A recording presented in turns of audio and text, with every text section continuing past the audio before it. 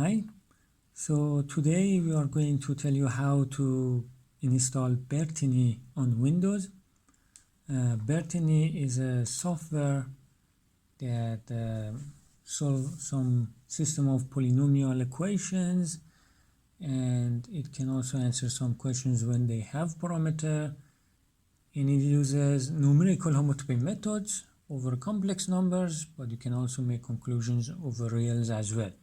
So this is the home page of the software, and if you want to install, you can just go down and click on Bertini download page, which I open it in a new tab, and then depending on your operating system, you choose the one which is appropriate. Mine is Windows 64-bit, so I will choose this one. And it says in parentheses using Cygwin, but you will see that Cygwin is not really needed, so I do it without that one. So when you click on this link, a zip folder should be downloaded, which is very small size, 3.8 megabyte as you see here. So that's also one advantage. It's very small, and it is a nice software, you will see.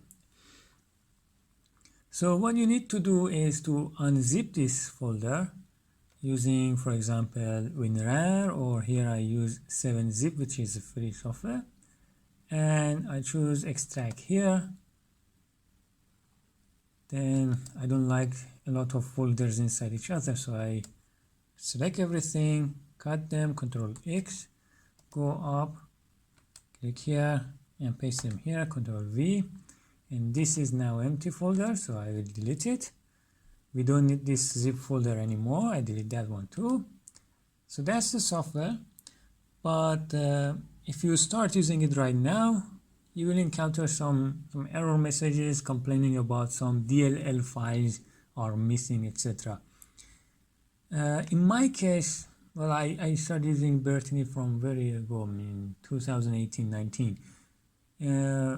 Every time I installed it on Windows 10 on different computers, there were same DLL files, 6 DLL files which were missing. So I guess for you it will be the same, but if there were more DLLs or different DLLs that you needed, just put in the comments below so I get updated too. So these are the 6 DLLs that are missing. I don't know why they didn't include it, but they should have their own reasons anyway. So I copy them and then paste them in the same folder where bertini.exe is there. No? I will put some links where you can download these DLLs. I don't guarantee them. I don't know about who owns those websites, etc. But so far didn't cause any problem for me, so I suppose they should be safe. But let me give you a warning. In 2019, the first time that I was searching for these DLLs, at the first page of Google, there were some fake websites coming up. So don't trust a website that comes up in a search in some website like Google, Yahoo, whatever, at the first page. Being at the first page doesn't mean that the website is genuine. So you see there are 2 different DLLs were searched.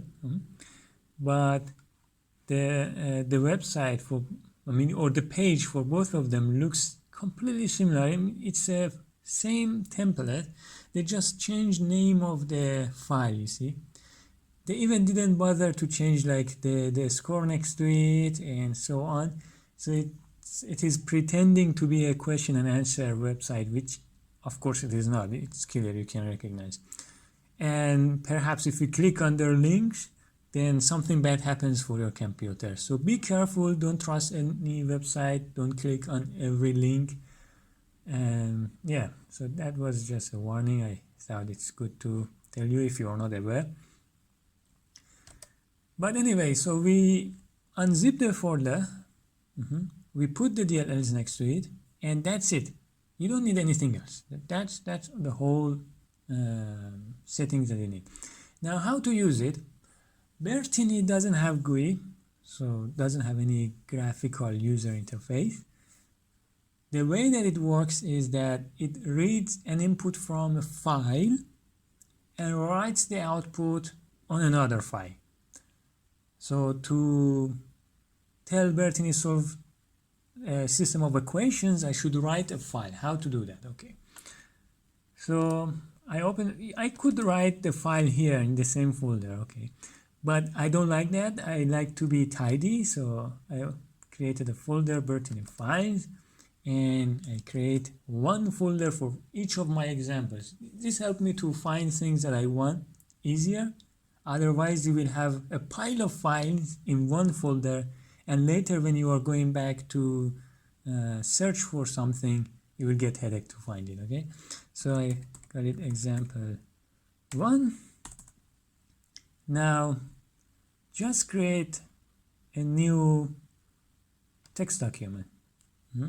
Choose a name, example 1 again, and just open it with whatever you like, for example with Notepad. So let's first think what is the question that I want Bertini to solve for me. So I want a system, very simple. Let's start very simple. I want one system of one equation in one variable, x squared minus 1 equal to 0. Okay. So remember, you have a set of equations, and your equation can be of the type like something equals something, no? Then you have to put both sides in one direction of like equality and make it homogeneous, like the way that I said, x squared minus 1 equal to 0. I didn't say x squared equal to 1. They are the same, but Bertini likes to work in this way. And then whatever is on the non-zero side of equality, you can look at it as a function. So we call them function. So I have one function, one variable, and I should give the equation. So I start writing. The first line is function, all letters in lowercase, one space. I put a name for my equation or function f, semicolon to end the line. That's it. I go to the next line. Now I want to give name for my variables. Right, variable underscore group, everything in lowercase letter, one space, x, semicolon to end this line. Next line, I will give the equation. F equal x square minus 1, semicolon to end this line. And remember, exponentiation sign is shift 6, and if you want multiplication is shift 8 on a US standard keyboard. If you're using different keyboard, it might be in different place. Anyway, and that's all Bertini needs to know. So I want to tell Bertini that my file is finished. I type end, this time everything capital in uppercase letters, and semicolon to say it is finished, and I save it, Control S. I close it. That's nice. The last thing is I will change the extension from txt. Txt is for text document, but for Bertini I will make it input. I press enter. It asks you, are you sure you want to change the extension of your file? And I say yes. Okay. Finish. So what should I do? Just open a terminal, or whatever terminal you like. Here I open command prompt. You can use PowerShell or whatever else. The first thing you need to do is to tell your terminal to go to the folder or directory that Bertini.exe, the executable file, is located. So I copy the address of this folder. I paste it. Oh, sorry.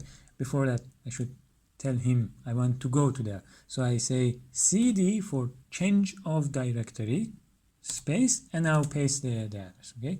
Now I press enter. You see that the beginning of the new line is different from beginning of the previous line, and says that I am in this location. Now I will tell my terminal use Bertini, which is here. So I type Bertini. I don't need to type .exe, one space, and then I should give him the address of the input file. So I go back, I go here, I copy this address. I paste it here, backslash name of the file, example1.input. Okay, one warning. Not always, it depends on your taste and other stuff too, but usually it is good to avoid having space in the name of folders and files, because, for example, here, Bertini space, whatever comes after that is treated as an argument for this. So it's start reading from here, and the next space is stop. So it thinks that the address to the input file is this, and after this it will stop, no? And it will get a problem, no? There is a way to solve this, but just to show you that it will really encounter a problem, let me press enter. You see, it went to Bertini, so it started opening Bertini, etc., but it failed to read your input file because, well, it goes here and then nothing. So how to solve the problem? Well, one way is to just change the name of this folder that has a space there, or add a string sign, a single quotation mark at the beginning and the end of the address. So now Bertini or your computer will recognize that this thing from here to here is one string. Okay? It doesn't break it here now. And now it should work. I press enter. Yeah, it worked. So this is a sign that it worked. There is a summary of what happened, the conclusions of Bertini, but not all information is here. Most of them or all of them are written in output files. Where are those output files? Well, I don't see them here, because they are in the same folder where bertini.exe is located. So everything that doesn't have extension except the license file and readme file, which I will select them, are output of this computation. And I like to cut them, put them next to the input file. Why? Because of two reasons. The first reason, well, I like to be tidy. Everything in one place. I can find them easily. So the input and output of one example or one question is in the same folder. The other reason is that if I don't move these things, or if I don't change their name, one of these two, then the next time that I run another example, the outputs are saved with the same names and will replace these things. So you will lose the output and result of the previous computations. So it's good to cut them and put them next to the input. Okay, here. Nice. And the most important one for me, which I want to know the let's say real solutions of x squared minus 1 in this case, is the real finite solutions file. And you can open it with any editor. I will choose Notepad because we don't need anything special. Okay, so this file, how to interpret it? Okay, the first line says how many finite real solution I found. It says 2, which is correct. X squared minus 2 has 1 and minus 1 as its solution, so there are 2 solutions. Then there are the solutions. So let's look at the first solution, which you see here. Remember, Bertini works on complex numbers. So even real numbers are shown as the real part plus their imaginary part, no? Which, well, instead of plus, it uses a space here to separate them. So the left one is the real part and the right side is the imaginary part. So let's look at the real part. And remember, all numbers, no matter the real part or the imaginary part, are written in the scientific notation. It means this thing times, and this e you should read it as 10 to power plus 0. 10 to power plus 0 means nothing, so this is literally this is exactly 1, okay? And then you may say, oh, it has an imaginary part. Well, remember that Bertini uses numerical tools, numerical homotopy methods. So it's natural that the result that you get might be like approximately this thing. So look at the imaginary part is something times 10 to power minus 17. It's very, very small. And in fact, here it's just 0. You can just ignore it. So it's plus 1. And then the other one, you can read it, is just minus 1. Okay. So that's the expected answer that you would like to receive when you're solving things. So you already learned what to do. Just to make sure we learned everything, let's do another example, and this time with 2 equations in 2 variables. Okay, so you can guess what I will do. I will create a new folder, example 2. I create a new text file, example 2. I open it. So what I want to solve here, let's think of the question. So this is a picture, a plot that I created with Maple. It's another computer algebra software with more capabilities. So Bertini is just to solve with numerical homotopy methods, a system of polynomial equations. They can be parametric, and you can study singularity and so on. But you cannot plot things with that and some other things. So anyway, so now we have 2 variables, x and y. You see x and y. You have 2 equations. One is standing for the parabola, and the other one is standing for the unit circle. And you want to see where they are intersecting. Solving both of them at the same time means their intersection, finding their intersection, which are these 2 points. So that's a beautiful picture. I hope you understand what we are going to do. So I will have 2 functions and 2 variables, and I have to give them their equation, and that's all Bertini needs. Okay. So let's go back to output. The first line, remember, function, lowercase letter, 1 space. I choose the names f and g, so f comma g semicolon. Next line, variable underscore group space x comma y semicolon. F equal, the parabola is y equal x square, but we need to put everything in one side, so 1 minus x square semicolon. The second equation for the unit circle is x square plus y square minus equal 1, which will take it the other side, becomes like this: x square minus y square, plus y square minus 1 semicolon, and that's all it needs, and capital semicolon.